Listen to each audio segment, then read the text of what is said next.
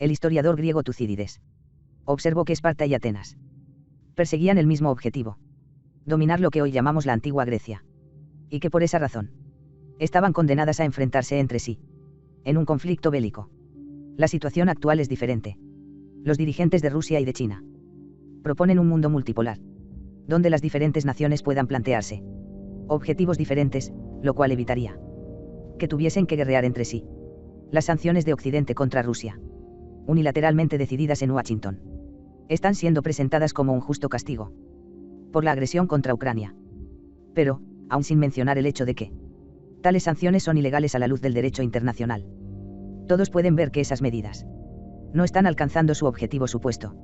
En la práctica, Estados Unidos está aislando a Occidente, con la esperanza de mantener así su propia hegemonía sobre sus aliados. Estados Unidos, que siempre esperó hasta el último momento para implicarse en las dos guerras mundiales, evitando así sufrir daños en su propio suelo, salió de esos conflictos como gran vencedor. Convirtiéndose en heredero de los grandes imperios europeos, ese país logró instaurar así un sistema de dominación que lo convirtió en el gendarme mundial. Pero su hegemonía era frágil y no podía ser mantenida frente al desarrollo de otras grandes naciones. A partir de 2012, ciertos politólogos comenzaron a hablar de la trampa de Tucídides, estableciendo una analogía con la explicación que aquel historiador de la antigua Grecia elaboró sobre el porqué de las guerras del Peloponeso entre Esparta y Atenas. Según aquellos politólogos, el ascenso de la República Popular China hacía que un enfrentamiento entre ese país y Estados Unidos fuese tan inevitable como las guerras entre Esparta y Atenas. Habiendo comprobado hoy que China se ha convertido en la primera potencia económica mundial mientras que Rusia es la primera potencia militar, Estados Unidos ha decidido combatirlas, pero no al mismo tiempo. Ese es el contexto de la guerra en Ucrania. Washington presenta ese conflicto como una agresión rusa, impone sanciones y obliga a sus aliados a hacer lo mismo. La primera explicación que viene a la mente es que Estados Unidos, sabiéndose inferior en el plano militar pero económicamente superior, ha decidido escoger su campo de batalla. Sin embargo, el análisis de las fuerzas implicadas y de las medidas adoptadas desmiente esa lectura de los hechos. Estados Unidos asesinó al presidente iraquí Saddam Hussein y al guía libio Muammar el-Gaddafi. ¿Por qué se atrevieron a cuestionar el predominio del dólar estadounidense?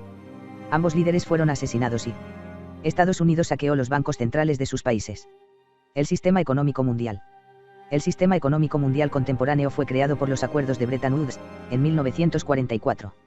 El objetivo de los acuerdos de Bretton Woods era instaurar un marco para el capitalismo posterior a la crisis de 1929, luego de comprobarse que el nazismo no había sido la solución. En Bretton Woods, Estados Unidos impuso el dólar, su propia moneda, como divisa de referencia convertible en oro. La Unión Soviética y China no estuvieron en la conferencia de Bretton Woods. En 1971, el presidente Richard Nixon decidió unilateralmente, y de manera no oficial, poner fin a la paridad del dólar estadounidense con el oro, para poder financiar la guerra de Estados Unidos en Vietnam. Concretamente, se abandonó la tasa fija dólar-oro. Esa decisión unilateral estadounidense no se hizo oficial hasta después del fin de la guerra, también estadounidense, en Vietnam, en 1976. Fue también en ese momento cuando China se alió a las transnacionales anglosajonas. Desde 1972, la Comunidad Económica Europea, predecesora de la actual Unión Europea, tuvo que adaptarse a las tasas de cambio, que de ser fijas habían pasado a ser flotantes, primeramente enmarcándolas con la llamada serpiente monetaria y después con la creación del euro. A partir de 1981, Estados Unidos comenzó a permitir el crecimiento de su propia deuda. Después de haberse elevado al 40% del PIB estadounidense, la deuda exterior de Estados Unidos es hoy equivalente al 130% de su PIB. Estados Unidos intentó después globalizar la economía mundial, o sea imponer sus propias reglas del juego a los países solventes y destruir las estructuras de los estados de los demás países. La estrategia Rumsfeld-Zebrowski. 1. Para pagar sus propias deudas, Estados Unidos imprimió dólares, espió a las empresas de sus supuestos aliados y robó las reservas de dos importantes estados petroleros, Irak y Libia. Nadie se atrevió a cuestionarlo. Pero, desde 2003, el sistema económico de Estados Unidos ha dejado de ser lo que pretendía ser. Oficialmente, Estados Unidos seguía siendo un país de economía liberal, pero todos podemos ver que ya no produce los alimentos que necesita, ni sus propios productos de primera necesidad y que además vive solo del saqueo. La economía estadounidense, que después de la disolución de la URSS llegó a representar un tercio de la economía mundial, hoy es solo una décima parte. Numerosos estados vislumbran el fin de las reglas de Bretton Woods y buscan un nuevo sistema. En 2009, Brasil, Rusia, la India y China, países a los que rápidamente se une Sudáfrica, crean el grupo BRICS. Esos países se han dotado de instituciones financieras que, mientras que el Fondo Monetario Internacional, FMI, y el Banco Mundial BM imponen reformas estructurales y compromisos políticos de alineamiento junto a Washington a todo el que solicita sus préstamos, prefieren invertir según el sistema llamado leasing o arrendamiento financiero, también llamado alquiler con derecho de compra, según el cual el país que recibe la inversión se convierte en propietario cuando la inversión sea amortizado. En 2010, Bielorrusia, Kazajstán, Rusia, a los que después se unió Armenia, fundaron la Unión Económica Euroasiática, UE. Esos países, que tienen fronteras comunes, instauraron una zona de libre comercio con Egipto, China, Irán, Serbia, Singapur y Vietnam. A ellos podrían unirse próximamente Corea del Sur, la India, Turquía y Siria. En 2013, China emprendió su vasto proyecto conocido como Nuevas Rutas de la Seda. Al año siguiente, cuando su PIB sobrepasó el de Estados Unidos y alcanzó la paridad con su poder adquisitivo, Pekín creó el Banco Asiático de Inversión en Infraestructura, BAII, también designado como AIIB, por sus siglas en inglés, y en 2020 estableció un marco para los capitales extranjeros. En 2021, la Unión Europea concibió su pasarela mundial, Global Gateway, para competir con China e imponer su propio modelo político. Pero muchos países interpretaron esa jugada como un regreso al colonialismo y la pasarela europea fue objeto de un rechazo masivo. El bloque ruso y el bloque chino han venido acercándose entre sí gracias al proyecto común denominado Gran Asociación Euroasiática Global, surgido en 2016, en el marco de la Organización de Cooperación de Shanghái, OCS. Se trata de desarrollar todo ese espacio en su conjunto creando en él vías de comunicación equilibradas según las bases ideológicas definidas por el kazajo Nursultán Nazarbayev. La inclusividad. La igualdad en materia de soberanía. El respeto de la identidad cultural y sociopolítica de los participantes. La apertura y la disponibilidad en cuanto a integrar otros conjuntos. El intento de Washington de destruir ese conjunto en formación no tiene absolutamente ninguna posibilidad de éxito. Ya podemos comprobar que la agresión económica no comenzó con la invasión de Ucrania sino 2 días antes de la operación militar rusa. La agresión económica apunta ante todo a los bancos rusos, a los multimillonarios rusos y contra la industria del gas ruso, sin tocar la nueva red de comunicación euroasiática. Finalmente, la agresión económica trata de excluir a Rusia de las organizaciones internacionales, pero no concierne a los estados que se niegan a condenar a Rusia.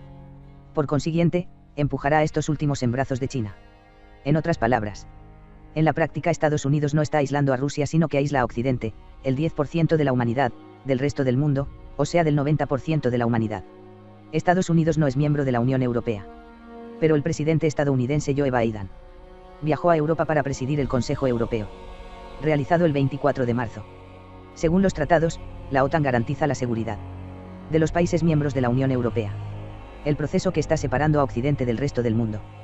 Estados Unidos agredió económicamente a Rusia el 22 de febrero de 2022, el día después del anuncio del reconocimiento, por parte de Rusia, de la independencia de las repúblicas populares de Donetsk y Lugansk, anuncio emitido por Moscú el 21 de febrero. El 23 de febrero, un día después de la agresión económica estadounidense contra Rusia, la Unión Europea siguió los pasos de Washington. Los bancos rusos Vneseconombank y Pромsvyazbank fueron excluidos del sistema financiero mundial. Vneseconombank, VEBRF, es un banco de desarrollo regional y habría podido ayudar a las repúblicas del Donbass. Pромsvyazbank, PSB, invierte principalmente en el sector de la defensa y habría podido tener un papel en la aplicación de los tratados de asistencia mutua entre Rusia y las repúblicas populares del Donbass. Rusia inició su operación militar especial en Ucrania el 24 de febrero. El 25 de febrero, Washington extendió la exclusión de los 2 bancos rusos ya mencionados, incluyendo en ella a todos los bancos rusos. La Unión Europea hizo lo mismo, también el 25 de febrero. Para evitar al máximo que otros estados pudiesen mantenerse junto a Rusia, Washington extendió las sanciones comerciales a Bielorrusia. La Unión Europea comenzó a desconectar los bancos rusos del sistema SWIFT, plegándose así a las instrucciones ya impartidas desde Washington, y también extendió las sanciones a Bielorrusia y censuró los medios públicos rusos, RT, Russia Today, y Sputnik, el 2 de marzo. El 3 de marzo Washington comenzó a arremeter contra los millonarios rusos erróneamente llamados oligarcas, los que en realidad aborrecen a Putin, y el 8 de marzo prohibió las importaciones de hidrocarburos rusos. El 9 de marzo, la Unión Europea siguió el paso de Washington contra los millonarios rusos pero se resistió a la orden de prohibir la importación de gas ruso, indispensable para la economía europea. El 11 de marzo, Washington extiende las sanciones financieras al seno del FMI y del Banco Mundial y el 11 de marzo amplía la lista de oligarcas sancionados y prohíbe la exportación de productos de lujo a Rusia. La Unión Europea hace lo mismo el 15 de marzo. El 24 de marzo, Washington busca garantizar que los miembros del Parlamento ruso sean despojados de todo derecho en Occidente, al igual que los llamados oligarcas, que Rusia no pueda utilizar sus fondos depositados en Estados Unidos para pagar sus deudas a ese país y que tampoco pueda utilizar su oro para pagar sus deudas en el exterior. La Unión Europea también sigue a Washington en la adopción de esas medidas, prohíbe la importación de carbón y de petróleo rusos, pero sigue sin prohibir las compras de gas ruso. La respuesta del resto del mundo. Estamos siendo testigos de un fenómeno tremendamente sorprendente. Estados Unidos logró que una mayoría de estados se pusiera de su parte. Pero son los estados menos poblados del mundo. Todo parece indicar que Washington se ha quedado sin medios de presión sobre los países realmente interesados en ser independientes. Las acciones unilaterales de los anglosajones y de la Unión Europea están dividiendo el mundo en dos espacios heterogéneos. El mundo está diciendo adiós a la era de la globalización económica. Los puentes económicos y financieros están cayendo uno a uno. En una rápida reacción, Rusia ha convencido a sus socios del BRICS de la necesidad de poner fin a sus intercambios en dólares y de crear una moneda virtual común para realizar sus transacciones. Mientras tanto utilizarán el oro. La moneda común de los países del BRICS estaría basada en una cesta de monedas de sus propios miembros, divisas cuyo valor se estimaría en función del PIB de cada uno de esos países y de una cesta de materias primas con valor bursátil. Ese sistema debe resultar mucho más estable que el sistema actual. Pero lo más importante es que Rusia y China parecen mucho más respetuosos que Occidente en materia de relaciones con sus socios. Nunca exigen reformas estructurales, ni económicas ni políticas. La crisis ucraniana está demostrando a todos que Moscú no trata de tomar el poder en Kiev ni de ocupar Ucrania, sino de oponerse al avance de la OTAN y combatir a los banderistas, los neonazis, según la terminología del Kremlin. El método puede parecernos adecuado o no, pero los objetivos son legítimos. En la práctica, estamos siendo testigos del fin de 4 siglos de dominación occidental y de los imperios instaurados por las naciones de Occidente. Estamos viendo el enfrentamiento entre maneras de pensar muy diferentes. Los occidentales solo piensan en términos de semanas. Esa visión a corto plazo puede llevarlos a creer que Estados Unidos tiene razón frente a los rusos. Pero el resto del mundo reflexiona en términos de décadas, incluso de siglos. Visto así, resulta incuestionable que los rusos tienen razón mientras que los occidentales, en su conjunto, se equivocan. Por otra parte, los occidentales están rechazando el derecho internacional, atacaron Yugoslavia y Libia sin autorización del Consejo de Seguridad de la ONU y mintieron para atacar Afganistán e Irak. En pocas palabras, Occidente no respeta las reglas que antes impuso. Los demás estados, por el contrario, aspiran a un mundo multipolar donde cada cual tenga la libertad de pensar en función de su propia cultura, están conscientes de que el derecho internacional es lo único que puede preservar la paz en el mundo que ellos sueñan. Más que enfrentar a Rusia y China, Washington ha optado por replegarse hacia su imperio, por aislar a Occidente para mantener la hegemonía de Estados Unidos. Desde el año 2001, todos los dirigentes mundiales ven a los occidentales, y sobre todo a Estados Unidos, como una peligrosa fiera herida. No se atreven a enfrentarla y buscan la manera de dirigirla cuidadosamente hacia el cementerio. Nadie previó que la fiera se aislaría para morir.